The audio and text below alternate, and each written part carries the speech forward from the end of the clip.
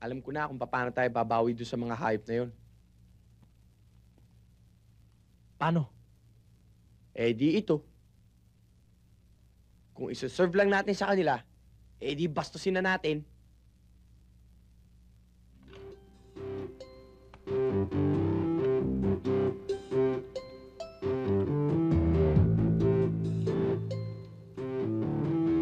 Lagyan natin ng sarsa.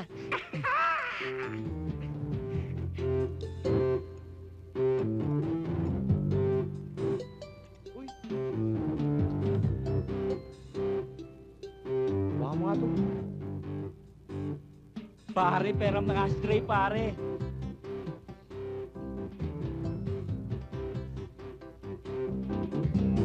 Uy! Uy! Uy! Na-pork and beans ka rin!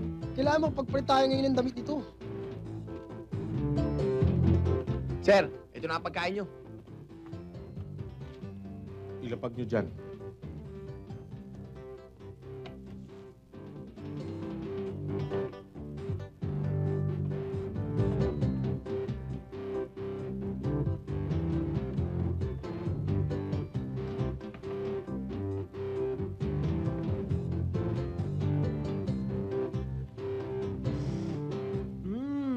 Mukhang magaling silang magluto. Kain ho kayo, sir. Special yung pagkakaluto namin para sa inyo. Totoo po yun.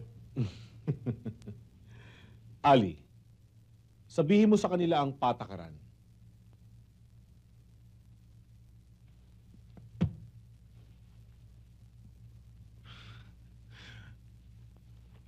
Bago kami kumain, kayo muna. Sige, kain!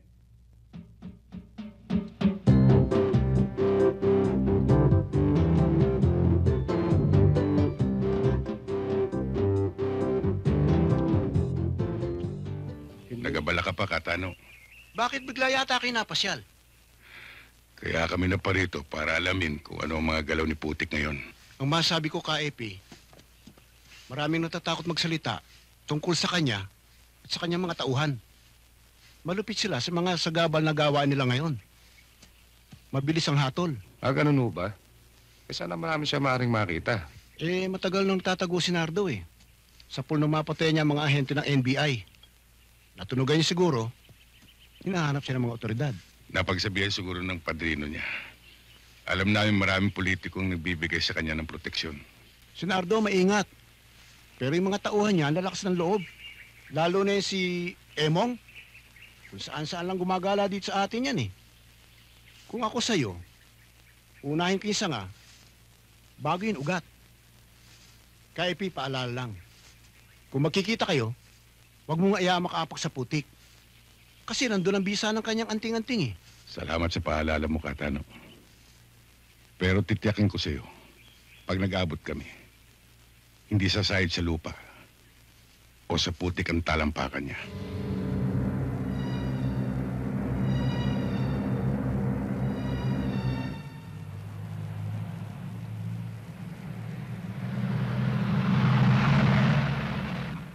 Sir, hindi ko malapit-lapitan.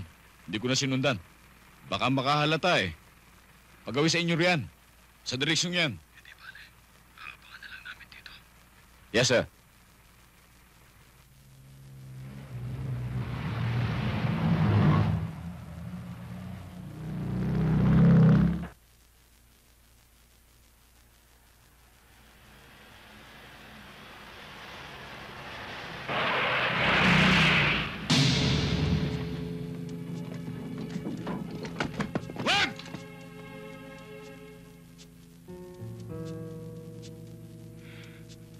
Huwag mo ituloy.